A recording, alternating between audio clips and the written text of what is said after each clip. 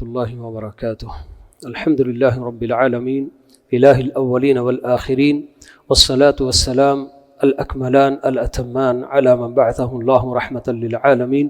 نبینا و امامنا و قدوتنا محمد وعلی آلہ و اصحابہ اجمعین، اما بعد۔ معزز حضرات و خواتین، سب سے پہلے ہمیں اللہ رب العالمین کا شکر گزار ہونا چاہیے کہ اللہ رب العالمین نے ہمیں رمضان کا یہ مبارک مہینہ نصیب کیا، اور دیکھتے ہی دیکھتے اس ماہ مبارک کے 10 دن پورے بھی ہو گئے، ایک عشرہ ہم نے مکمل کر لیا۔ تو اللہ رب العالمین نے ہمیں صحت و تندرستی دی، روزہ رکھنے کی قوت دی، قیام کرنے کی اللہ تعالیٰ نے توفیق بخشی۔ تو یہ سب ایسی اللہ رب العالمین کی نعمتیں ہیں کہ یہ سب اللہ تعالیٰ کا شکر ادا کرنے کا ہم سے تقاضا کرتی ہیں۔ یقیناً ہر نعمت چھوٹی بڑی جو بھی انسان کو حاصل ہوتی ہے وہ اللہ رب العالمین کی طرف سے ہے۔ وَمَا بِكُم مِّن نِّعْمَةٍ فَمِنَ اللَّهِ، اللہ رب العالمین کا یہ فرمان ہے کہ تمہیں جو بھی نعمت حاصل ہے وہ صرف اور صرف اللہ تعالیٰ کی طرف سے ہے۔ تو یہ بندہ جب تک اس کا احساس اس کو ہوتا ہے کہ مجھے جو بھی نعمت ملی ہوئی ہے اس میں میرا اپنا کوئی کمال نہیں، بلکہ یہ صرف اللہ تعالیٰ کی مرضی اور اس کا اپنا فیصلہ ہے، تو تب یقیناً بندہ اللہ تعالیٰ کی ہر نعمت پر شکر ادا کرنے کی سوچتا ہے۔ تو شکر نعمت کے لیے سب سے پہلی چیز شعور نعمت، کہ اللہ تعالیٰ کی طرف سے ہم کو یہ نعمت حاصل ہوئی ہے۔ یہ بندے کو جب شعور ہوتا ہے تو تب اس کے اندر کتنی بڑی نعمت بھی اس کو کیوں نہ ملی ہو، اس کے اندر عاجزی اور انکساری پیدا ہوتی ہے، وہ کبھی تکبر نہیں کرتا۔ تو اللہ تعالیٰ کی بے شمار نعمتوں میں سے مال و دولت بھی یقیناً اللہ تعالیٰ کی ایک عظیم نعمت ہے۔ اللہ تعالیٰ ہم بندوں کو اس دنیا میں بسا کر اللہ تعالیٰ بہت اچھی طرح سے جانتے ہیں کہ انسانوں کو کن کن چیزوں کی ضرورت ہے، تو اس لیے اللہ رب العالمین نے ہمیں جہاں بہت ساری نعمتیں دیں تو ان میں مال و دولت بھی اللہ تعالیٰ نے بندوں کو دیا، کسی کو کم کسی کو زیادہ۔ لیکن مال ایک ایسی چیز ہے کہ انسان اسے پا کر بہت زیادہ بالکل کہ اس کا خواہش مند بھی ہو جاتا ہے، اور بسا اوقات اکڑنے لگتا ہے، تکبر کرنے لگتا ہے۔ مال کی محبت کے تعلق سے اللہ تعالیٰ نے قرآن مجید کی کئی آیتوں میں یہ سب باتیں بتائی ہیں کہ کلا بل تحبون المال حبا جما، اللہ تعالیٰ بتاتے ہیں کہ تم لوگ مال و دولت سے بے تحاشا محبت کرتے ہو۔ ان الانسان لحب الخیر لشدید، اللہ تعالیٰ یہ بھی بتاتے ہیں کہ انسان کو مال سے بہت زیادہ محبت ہوتی ہے، شدید قسم کی محبت ہوتی ہے۔ تو کبھی یہی مال انسان کو بالکل تکبر کے کیا ہے حد تک پہنچا دیتا ہے، اور اس کی سب سے بڑی مثال قارون کی اللہ تعالیٰ نے خود قرآن کے اندر بیان کی ہے کہ قارون جس کا خزانہ تو بہت دور کی بات، اللہ تعالیٰ نے بتایا کہ اس کے خزانے جن پیٹیوں میں اور الماریوں میں محفوظ تھے، ان کی چابیاں اٹھانے کے لیے ایک طاقتور جماعت اٹھاتے اٹھاتے تھک جاتی تھی۔ خزانہ کتنا رہا ہوگا اللہ بہتر جانے۔ لیکن جب اس بندے کو کہا گیا کہ بھائی یہ سب اللہ رب العالمین کا تم کو دیا ہوا ہے، اللہ تعالیٰ کا حق اور بندوں کے حق یہ سب ادا کرنے میں غفلت نہ کرو، تو بڑے تکبر سے غرور سے کہنے لگا کہ انما اوتیتہ علی علم عندی، کہہ کر اس میں اللہ تعالیٰ کا کیا ہے، مجھے جو کچھ بھی ملا ہوا ہے، میں نے جو بھی پایا ہے، یہ سب میرے اپنے ہنر سے، میری اپنی چالاکی اور میری اپنی ہوشیاری سے میں نے پایا ہے۔ تو اللہ رب العالمین نے اس کے غرور کا، کیونکہ غرور اللہ تعالیٰ کو کبھی بھی پسند نہیں، تکبر یہ صرف اللہ تعالیٰ کو زیب دیتا ہے۔ اللہ کے علاوہ کوئی بھی انسان اگر تکبر کرے گا، اللہ تعالیٰ اسی دنیا میں برابر اس کی سزا اس کو فوراً دے دیتے ہیں۔ تو بہرحال ہم سب جانتے ہیں، بارہا سنا ہے قصہ ہم لوگوں نے کہ کس طرح سے اللہ تعالیٰ نے قرآن میں بھی یہ بات بتائی، فَخَسَفْنَا بِهِ وَبِدَارِهِ الْأَرْضِ، کہہ کر کہ اس کے غرور اور اس کے تکبر کی وجہ سے اللہ تعالیٰ بتاتے ہیں کہ ہم نے اسے اور اس کے پورے محل، پورے خزانے کے ساتھ ہم نے اس کو زمین میں دھسا دیا۔ تو یہ بہرحال اللہ رب العالمین کا اپنا فیصلہ ہوتا ہے کہ کسی کو کچھ زیادہ دے، کسی کو کم دے بول کے۔ لیکن جن لوگوں کو اللہ تعالیٰ زیادہ مال و دولت سے نوازتا ہے تو ان کے لیے اللہ تعالیٰ نے عبادات کی ایک نوعیت میں یہ بھی اللہ تعالیٰ نے عبادت کی شکل میں ہم کو جو ہے کیا ہے مقرر کیا ہے کہ اللہ کے راستے میں خرچ بھی کرنا۔ تو اللہ کے راستے میں خرچ کرنے کی دو جو ہے شکلیں ہوتی ہیں کہ ایک تو تقریباً جیسے کہ اکثر عبادات میں آپ کو فرض اور نفل یہ دونوں چیزیں ملتی ہیں، تو بالکل اسی طرح سے مال سے متعلق جو عبادت اللہ تعالیٰ نے ہمارے اوپر فرض کیا ہے تو اس میں بھی ایک فرض ہے اور ایک نفل بھی ہے۔ تو فرض کے طور پر اللہ رب العالمین نے زکوٰۃ مقرر کیا ہے کہ وہ بندے جن کے پاس مختلف قسم کے مال، چاہے وہ روپیہ پیسہ یا پھر سونا چاندی یا پھر ان کے پاس جانور یا ان کے اپنے پاس کھیتیاں وغیرہ، ان کا غلہ، اس طرح کی مختلف جو چیزیں ہوتی ہیں، تو ان چیزوں کے اندر ایک مقررہ مقدار اللہ تعالیٰ نے متعین کیا کہ وہ مقدار جس کسی کے پاس بھی پہنچے تو اس کو لازماً زکوٰۃ کے طور پر ایک مقدار دینی ہے۔ بہت چھوٹی سی مقدار اللہ تعالیٰ نے جو دیا بہت زیادہ دیا ہے، مگر اللہ تعالیٰ جو بندوں سے مانگتا ہے وہ بہت کم، بہت تھوڑا سا جو اللہ تعالیٰ بتاتے ہیں۔ لیکن یہ بالکل فریضے کے طور پر فرض، ایسا کہ اگر کوئی بندہ اس میں کوتاہی کرے گا تو اللہ رب العالمین کے پاس پکڑا جائے گا، اللہ تعالیٰ اس کو سزا بھی دے سکتے ہیں، دیں گے بالکل۔ یہ اللہ تعالیٰ کا اپنا جو فیصلہ ہے۔ لیکن دوسری طرف اللہ رب العالمین نے بالکل یعنی کہ نفل طور پر صدقات اور خیرات کرنے، اللہ کے راستے میں خرچ کرنے پر بھی بہت زیادہ ابھارا ہے۔ اللہ تعالیٰ نے قرآن مجید میں جا بجا آیتیں اتاری ہیں جن میں اللہ تعالیٰ بندوں کو ان سے جو کچھ بھی اللہ تعالیٰ لیتا ہے اس کے راستے میں خرچ کرنے کی جو ان کو ہدایت دیتا ہے، بڑھ چڑھ کر ان کو واپس دینے کا وعدہ کرتے ہیں۔ ایسا نہیں کہ بس آپ سے لے لیا گیا تو وہ ایسے ہی چلا گیا، نہیں،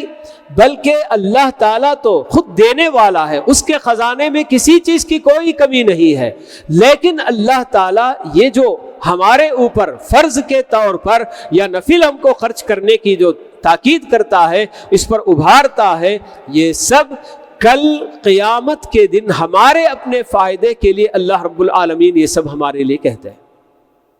جو بھی تم خرچ کرو گے اللہ تعالیٰ وعدہ کرتے ہیں کہ پورا پورا اور بھی زیادہ بالکل۔ مثل الذین ينفقون اموالهم فی سبیل اللہ کمثل حبۃ انبتت 7 سنابل فی کل سنبلۃ 100 حبہ، کہ جو لوگ اللہ کے راستے میں خرچ کرتے ہیں تو اس کی مثال اللہ تعالیٰ کس کی دیتے ہیں؟ جیسا کہ ایک دانہ زمین میں بویا گیا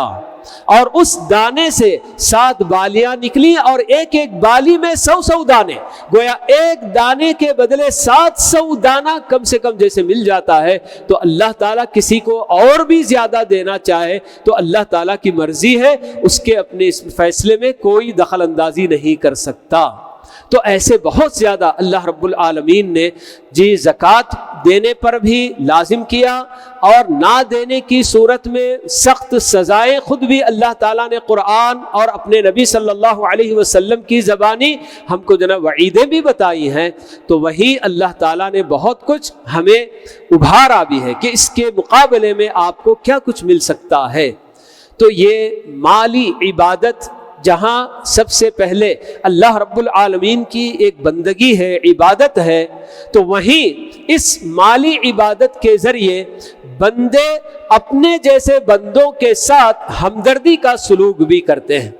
زکوٰۃ فرض کیے جانے کی جہاں بہت ساری حکمتیں بیان کی جاتی ہیں، ان میں ایک اہم حکمت یہ بیان کی جاتی ہے کہ اللہ تعالیٰ نے جن بندوں کو زکوٰۃ لینے والا بنایا تو ان لوگوں کے ساتھ دینے والوں کی ہمدردی ہوتی ہے، اور وہی دینے والوں کے لیے ایک بہت بڑا امتحان بھی یہ ہوتا ہے کہ اللہ تعالیٰ نے جتنا آپ کو دیا ہوا ہے اس میں سے جتنا آپ سے مطلوب ہے اتنا آپ بغیر کمی بیشی کے نکال کر دیتے ہیں کہ نہیں دیتے ہیں؟ تو یہ ہر مالدار کے لیے زکوٰۃ دینا ایک بہت بڑی آزمائش اور امتحان بھی ہوتا ہے، لیکن اسی کے بدلے اللہ رب العالمین مال و دولت کے اندر اور بھی برکت اور اضافہ بھی فرماتے ہیں، اور مال کو ہر طرح کی آفتوں سے آدمی کے مال کو اللہ تعالیٰ اس کی حفاظت کرتے ہیں۔ ورنہ آپ دیکھیں گے کہ وہ بندے جن کو اللہ تعالیٰ نے مال و دولت سے نوازا بھی،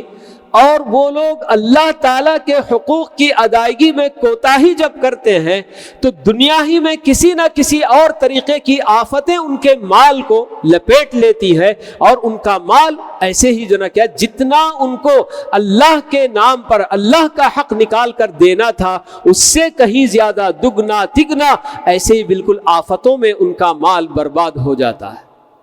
تو یہ اللہ رب العالمین کی طرف سے ہمارے اپنے لیے ضمانت بھی ہے، خوشخبری بھی ہے کہ آپ اگر اللہ کا حق اور اللہ کے بندوں کا حق جو اللہ تعالیٰ نے آپ کے اوپر لازم کیا ہے وہ سب نکال کر صحیح طریقے سے آپ دیں گے تو اللہ رب العالمین آپ کے مال میں برکت بھی عطا کرے گا، اس کو ہر طرح سے پاک و صاف بھی کرے گا، اور مختلف قسم کی زمینی آسمانی آفتوں سے مصیبتوں سے اس کی حفاظت بھی ہوگی۔ تو یہ جو ابھی ہم لوگ آج کی تراویح میں سورۃ التوبہ کی آخری آیتیں پڑھ رہے تھے تو اسی میں اللہ رب العالمین نے زکوٰۃ کا حکم بھی دیا اپنے نبی صلی اللہ علیہ وسلم کو کہ خذ من اموالہم صدقۃ تطہرہم وتزکیہم بہا، کہ اے نبی مسلمانوں کے مال میں سے آپ زکوٰۃ لیا کیجئے، اور زکوٰۃ آپ کیوں لیں گے تو اس کا مقصد بھی اللہ نے بتا دیا تاکہ ان کو آپ اس کے ذریعے پاک و صاف کریں۔ تو یہ آدمی جب اللہ رب العالمین کے فیصلے سے راضی ہو کر اللہ تعالیٰ نے جتنی مقدار میرے اوپر زکوٰۃ فرض کی ہے خوش دلی سے جب آدمی ادا کرتا ہے تو اس کے دل کا بوجھ بھی ہلکا ہوتا ہے، اس کے دل کو اطمینان کی دولت نصیب ہوتی ہے۔ مختلف عبادتوں سے جیسے بندے کو دل کا اطمینان نصیب ہوتا ہے تو مال کی اس عبادت میں بھی کما حقہ اس کو جب ادا کر دیتا ہے تو یقیناً اللہ تعالیٰ اس کے دل میں سکون اور اطمینان بھی عجیب قسم کا جنب پیدا کرتا ہے۔ تو یہ سب آزمائی ہوئی چیزیں ہیں، جو لوگ جانتے ہیں کہ جو بڑھ چڑھ کر آگے بڑھ کر اللہ تعالیٰ کے حقوق میں بغیر کوتاہی کے ادا کرتے آتے ہیں یقیناً ان کو ہر طرح سے اطمینان نصیب ہوتا ہے، ان کے مال میں برکت ہی ہوتی ہے۔ کہ اللہ کے نبی صلی اللہ علیہ وسلم نے ہمیں بات یہ بتا دی ہے کہ ما نقص مال من صدقہ، کہ صدقہ کرنے زکوٰۃ وغیرہ دینے سے کبھی کسی مال میں کوئی نقص کوئی کمی نہیں آتی بلکہ اس کے اندر برکت ہی برکت جو ہوا کرتی ہے۔ پیارے نبی صلی اللہ علیہ وسلم کے زمانے میں زکوٰۃ کا نظام یہی تھا کہ آپ مختلف مسلمان جہاں جہاں بھی بسے رہتے ہیں قبائل کی شکل میں ان لوگوں کی آبادی ہوا کرتی تھی تو وہاں آپ اپنے نمائندوں کو بھیجا کرتے تھے کہ بھائی جائیے ان کے اپنے پاس جو بھی مال ہے وہ مال زکوٰۃ کے نصاب کو پہنچا کہ نہیں پہنچا دیکھ کر پھر اس میں کتنی زکوٰۃ ان کے اوپر لازم ہوتی ہے وہ زکوٰۃ لے کر آپ آ جائیں۔ بلکہ تو سارا مال زکوٰۃ کا پیارے نبی صلی اللہ علیہ وسلم کے پاس اکٹھا ہوتا تھا، پھر اس کے بعد اللہ کے نبی صلی اللہ علیہ وسلم جو بھی محتاج فقراء مساکین ہوتے ان کا لحاظ کر کے کس کو کتنی زیادہ ضرورت ہے اس کے حساب سے آپ تقسیم کر دیا کرتے تھے۔ تو یہ ایک اجتماعی شکل تھی، اور اس اجتماعی شکل کی وجہ سے بہت الحمدللہ یعنی کہ جو اصل مقصد کہ مسلمانوں میں جو بھی چاہے بندے جو اللہ کے جن کو اللہ تعالیٰ نے کم حیثیت والا بنایا جو غریب ہیں فقیر ہیں تو ان لوگوں کی ضرورتیں بھی پوری ہو جائیں اور معاشرے میں وہ بھی اوپر اٹھ کر آئیں، یہ اصل مقصد زکوٰۃ کی فرضیت کا۔ تو پیارے نبی صلی اللہ علیہ وسلم کے زمانے میں اور اسی طرح سے خلفائے راشدین وغیرہ کے زمانے میں بڑے آرام سے زکوٰۃ وصول کر کے اجتماعی طور پر ساری زکوٰۃ ایک جگہ اکٹھی ہوتی، پھر اس کے بعد اس کو مختلف قسم کے جو محتاجین ضرورت مند ہوتے ہیں ان لوگوں تک پہنچائی جاتی تھی اور ان کا بہت بھلا ہوتا تھا، فائدہ ہو جاتا تھا۔ لیکن جیسے جیسے زمانہ عہد رسالت سے دور ہوتا گیا تو پھر اس کے بعد لوگوں نے یہ طریقہ اپنا لیا کہ سب اپنے اپنے طور پر بالکل جو ہے کہ زکوٰۃ انفرادی طور پر دینے لگ گئے تھے۔ تو یہ انفرادی طور پر زکوٰۃ جب دی جاتی ہے تو بہت سارے ایسے بندے بھی ہوتے ہیں جن کے بارے میں لوگوں کو پتہ نہیں چلتا، جیسے سفید پوش جن کو کہا جاتا ہے، کہ دیکھنے میں باہر سے بالکل آپ کو لگے گا کہ یہ بڑے بھرم والے ہیں بلکہ، لیکن اندرونی طور پر ان کے حالات بہت ہی دیگرگوں ہوتے ہیں، بہت مشکل سے ان کا گزارا ہوا کرتا ہے۔ تو ایسے لوگوں کے بارے میں انفرادی طور پر آدمی جبکہ زیادہ کوئی تحقیق نہیں کر پاتا تو ایسے ہی بالکل جن کو بھی وہ زکوٰۃ دے دیتا، تو کبھی ایسا بھی ہوتا کہ کئی لوگوں کی زکوٰتیں ایک ہی آدمی کے پاس بہت زیادہ جو ہے اکٹھی ہو جاتی اور دوسرے جو بہت اور بھی محتاج ہوتے ہیں ان لوگوں تک زکوٰۃ کا مال پہنچتا ہی نہیں۔ تو اس لیے پھر قریب ماضی قریب سے سمجھیے، یعنی کہ تقریباً 25-30 سال یا اور کچھ اور پہلے سے مسلمانوں نے یہ بھی جو ہے سوچا کہ کیوں نہ کچھ ایسے جو ہے کیا ہے مراکز بنائے جائیں، ایسی بالکل جو ہے آرگنائزیشنز بنائے جائیں کہ جہاں بہت سارا مسلمانوں کا مال اکٹھا کر کے پھر سے اسی سنت کو زندہ کیا جائے جو اللہ کے نبی صلی اللہ علیہ وسلم کے زمانے میں اجتماعی طور پر ضرورت مندوں کا حال احوال معلوم کر کے ان تک زکوٰۃ پہنچانے کی کوشش کی جائے۔ تو الحمدللہ دنیا بھر میں کتنے ایسے بالکل جو ہے کیا ہے مرکز ہیں جو کام کر رہے ہیں، جہاں ماشاء اللہ سے مسلمان کروڑوں کی زکوٰۃ وہاں پر جمع کرتے ہیں اور ان مراکز کے ذریعے، ان سینٹروں کے ذریعے ماشاء اللہ سے استفادہ کرنے والے مسلمانوں کی تعداد بہت بڑی ہے۔ تو بالکل اس طرح کا نظام ہمارے اپنے پاس بھی جگہ جگہ ہونا چاہیے۔ بیت المال کی شکل میں بسا اوقات بستیوں میں کچھ اس طرح کے ہوا کرتے ہیں، تو بالکل وہاں بھی بیت المال میں جمع کر کے، تو بیت المال میں کوئی ایک آدمی اپنا کام نہیں کرتا بلکہ ایک جماعت ہوتی ہے۔ ہمیشہ ہم یہ سب جانتے ہی ہیں کہ ایک آدمی کا فیصلہ الگ ہوتا ہے اور ایک جماعت مل کر جب فیصلہ کرتی ہے تو اس کے اندر خیر و برکت کی بات اروحی ہوتی ہے۔ تو اس طرح کے مراکز جب قائم ہوتے ہیں تو وہاں اور ان کے ذریعے فائدہ اٹھانے والے بہت زیادہ ہوا کرتے ہیں۔ ان کا فائدہ یہ ہوتا ہے مراکز کے ذریعے زکوٰۃ جب ادا کی جاتی ہے، ایک تو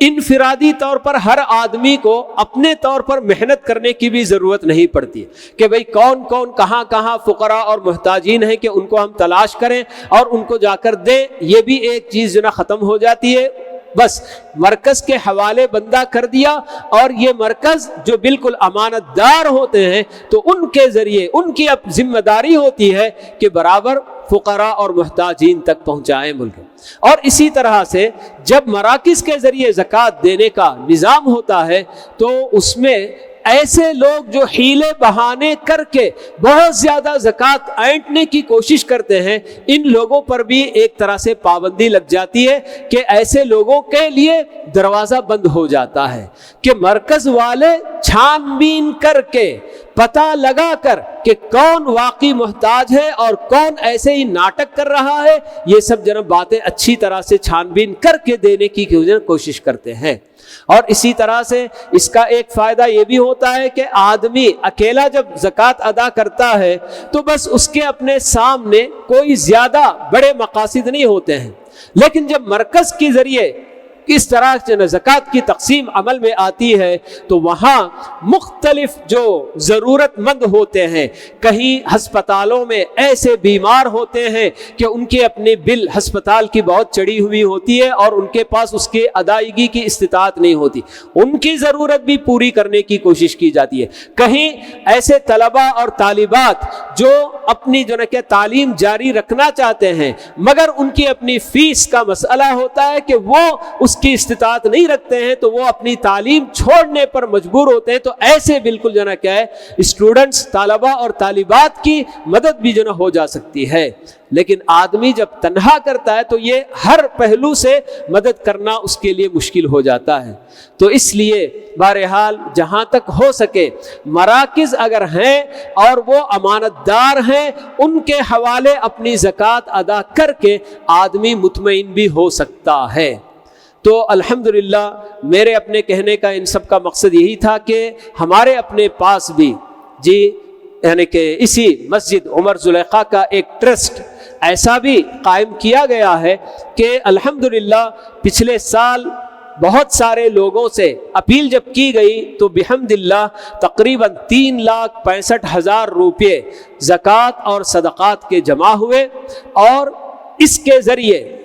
ہمارے اپنے علاقے کے قرب و جوار یا اپنی ہی بستی میں آمبور، وانمباڑی، وہاں یہ سب پڑھنے والے جو بچے، جیسے کہ ہمارے اپنے پاس 2 کالجز، مظہر العلوم کالج ایک ہے، اور اسی طرح سے وانمباڑی میں اسلامیہ وومنس کالج، یا پھر اسی طرح سے لڑکے بھی جہاں پڑھ رہے ہیں تو کالجوں میں، یا پھر اسی طرح سے حسنات جاریہ ہمارے پاس آمبور میں ہائی اسکول ہے، یا پھر اسی طرح سے اور جو مرد اور کیسری کالج ہے، ایسے جہاں جہاں ہمارے اپنے مسلم بچے اور بچیاں پڑھ رہے ہیں اور ان کے لیے فیس جمع کرنے کا مسئلہ ہوتا ہے، تو الحمدللہ ایسے بالکل تقریباً 20-25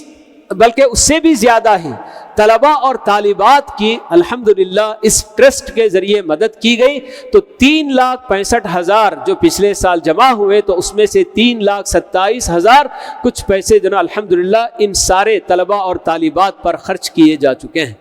تو الحمدللہ یہ در حقیقت جن لوگوں کی طرف سے زکوٰۃ وصول ہوتی ہے وہ بھی ایک بہت بڑی ذمہ داری، ٹرسٹ اور ٹرسٹ کے جتنے بھی ممبران ہوتے ہیں یہ سب اس کے ذمہ دار ہوتے ہیں کہ صحیح لوگوں تک برابر یہ چیز پہنچانا۔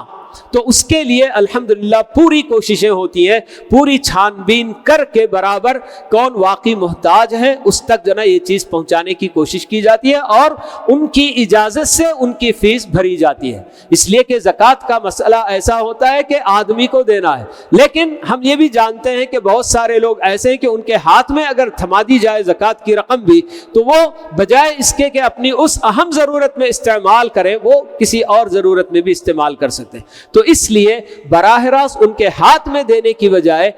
سیدھے بالکل ڈائریکٹ بالکل کہ اسکول میں جہاں ان کی اپنی کالج میں اسکول میں فیس کے طور پر جا کر ان کی اجازت کے ساتھ جمع کر دی جاتی ہے۔ تو الحمدللہ اس سال بھی اسی طرح سے ہمارے اس عمر زلیخا ٹرسٹ کی طرف سے انشاءاللہ یہ سلسلہ اور بھی انشاءاللہ آگے بڑھے گا باذن اللہ۔ ہمیں امید ہے کہ سب لوگ انشاءاللہ حضرات، خواتین، جو لوگ جانتے ہیں وہ بھی اور جو نہیں جانتے ان لوگوں تک بھی آپ یہ سب پیغام پہنچا کر آپ کے اپنی زکوٰۃ کا کچھ حصہ ضرور اس ٹرسٹ میں بھی اگر آپ لا کر لگائیں گے تو انشاءاللہ پوری امانت داری کے ساتھ جو حقدار ہیں، مستحقین ہیں، ان تک انشاءاللہ پہنچانے کی ضرور پوری کوشش کی جائے گی باذن اللہ۔ تو یہ ایک اہم عبادت ہے زکوٰۃ کی شکل میں اور صدقات اور خیرات کی شکل میں، اور ماہ مبارک رمضان یقیناً یہ ایسا مہینہ ہے جس میں لوگ بڑھ چڑھ کر اس عبادت کی ادائیگی میں آگے ہوتے ہیں۔ تو اسی مہینے میں جس قدر ممکن ہو، کوئی ضروری نہیں کہ رمضان ہی میں صرف زکوٰۃ دی جائے، رمضان کے بعد بھی جس آدمی کی زکوٰۃ جب فرض ہوتی ہے تو اس کو اس وقت نکالنا ہوتا ہے، لیکن بہت سارے لوگ رمضان کے مہینے میں چونکہ ہر نیک عمل کا اجر و ثواب اللہ تعالیٰ دیگر اور دنوں کے مقابلے میں زیادہ سے زیادہ دیتے ہیں، اس لیے رمضان مبارک میں اپنی زکوٰۃ بھی نکالنے کی پوری کوشش کرتے ہیں۔ تو انشاءاللہ آپ لوگوں سے بھی درخواست، اور ایک درخواست یہ کہ آپ خود اس میں حصے دار بھی بنیں، اور جو لوگ اس سے ناواقف ہیں ان تک بھی یہ پیغام پہنچا کر آپ اس پیغام کے پہنچانے کا اجر و ثواب بھی انشاءاللہ کہ آپ کی معرفت جو کوئی بھی اس میں آ کر شریک ہوں گے اور اس میں کا حصہ لیں گے، اور مسلمان کمیونٹی ہماری اپنی، خاص کر ہمارے اپنے اس ٹرسٹ کے ذریعے آج کل صرف تعلیم کی حد تک، کیونکہ ہماری اپنی قوم تعلیمی میدان میں بہت پیچھے ہوتی ہے. ذرا سی بالکل اس کو تکلیف ہوئی کہ نہیں صاحب میں فیس نہیں بھر سکتا کچھ بھی، فوراً آدمی کام کے لیے بھیج دیتا ہے اپنے بچے کو، اپنی بچی کو. یہ سب جو نا بالکل ہوتا ہے. تو کم سے کم ہماری اپنی قوم اور بھی دوسری قوموں کا مقابلہ کرتے ہوئے تعلیمی میدان میں ابھر کر آئے، اس کے لیے پوری قوم کو مل کر برابر اس کے لیے کوشش کرنا ہے. یہ کوئی ایک دو فرد کا جو نا کام نہیں ہوتا ہے، پوری امت کا، پوری قوم کا یہ کام ہوتا ہے. تو اس لیے سب مل کر انشاءاللہ یہ کوشش کریں گے کہ ہماری اپنی قوم کے بچے اور بچیوں کو اعلیٰ سے اعلیٰ تعلیم دے کر، دلا کر انشاءاللہ دنیا کے اور قوموں کے بھی تعلیم یافتہ لوگوں کا مقابلہ کرنے کا ان کے اندر انشاءاللہ ہم جی ہمت ان کے اندر جو نا پیدا کریں گے بلکہ انشاءاللہ. اللہ تعالی ہم سب کو ان سب باتوں کی جو نا توفیق نصیب فرمائے. خاص کر رمضان کا مہینہ ہے، زکوٰۃ ادائی کرنے میں اور اسی طرح سے نفل صدقات وغیرہ میں بغیر کسی کوتاہی کے، خاص کر زکوٰۃ کی ادائیگی میں ہر آدمی کو بہت احتیاط برتنا چاہیے کہ جتنی زکوٰۃ اس کے اوپر فرض ہوتی ہے مکمل طریقے سے اسے نکالنے کی وہ کوشش کرے. اللہ تعالیٰ سب کو ان سب باتوں کی توفیق نصیب فرمائے.